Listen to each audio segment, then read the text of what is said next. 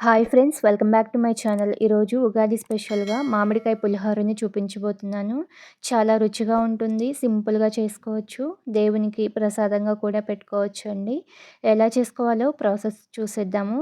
ముందుగా అన్నాన్ని ఉడికించుకోవాలి. 2 కప్పుల రైస్‌కి 4 గ్లాసుల వాటర్ వేసుకొని, 1 స్పూన్ ఆయిల్ వేసుకొని, పొడి పొడిగా ఉడికించుకొని బౌల్‌లోకి తీసుకొని చల్లారనివ్వాలి.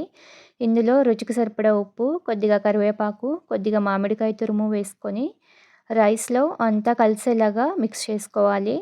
ఇలా కలుపుకున్నాక పులిహోరకి పోపు పెట్టుకోవాలి. స్టవ్ మీద కడాయి పెట్టుకొని 3 స్పూన్స్ ఆయిల్ వేసుకోవాలి. ఆయిల్ వేడయ్యాక కొన్ని ఊరమిరపకాయలు వేసుకొని వేయించుకోవాలి. పులిహోర తినేటప్పుడు ఊరమిరపకాయతో తింటే టేస్ట్ చాలా బాగుంటుంది. వీటిని లో ఫ్లేమ్‌లో బాగా క్రిస్పీగా అయ్యే వరకు ఫ్రై చేసుకొని ప్లేట్‌లోకి తీసుకోవాలి. అదే ఆయిల్‌లో పావు కప్పు పల్లీలు వేసుకోవాలి.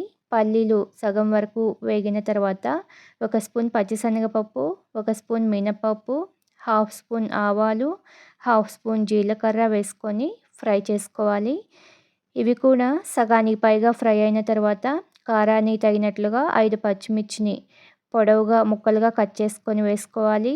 3 ఎండుమిర్చిని తుంచుకొని వేసుకోవాలి. కొద్దిగా కరివేపాకు వేసుకొని ఫ్రై చేసుకోవాలి. పులిహోరకి పోపు ఎక్కువగా ఉంటే టేస్ట్ బాగుంటుంది. ఇవి కూడా బాగా ఫ్రై అయిన తర్వాత 1 కప్పు మామిడికాయ తురుము వేసుకొని లో ఫ్లేమ్‌లో మాడిపోకుండా కలుపుకుంటూ ఫ్రై చేసుకోవాలి. మామిడికాయ తురుముని 2 నిమిషాలు ఫ్రై చేసుకున్నాక కొంచెం మెత్తబడి గుజ్జులాగా వస్తుంది. అలా వచ్చేంత వరకు ఫ్రై చేసుకోవాలి. ఇవన్నీ బాగా ఫ్రై అయిన తర్వాత హాఫ్ స్పూన్ పసుపు, కొద్దిగా ఉప్పు వేసుకోవాలి.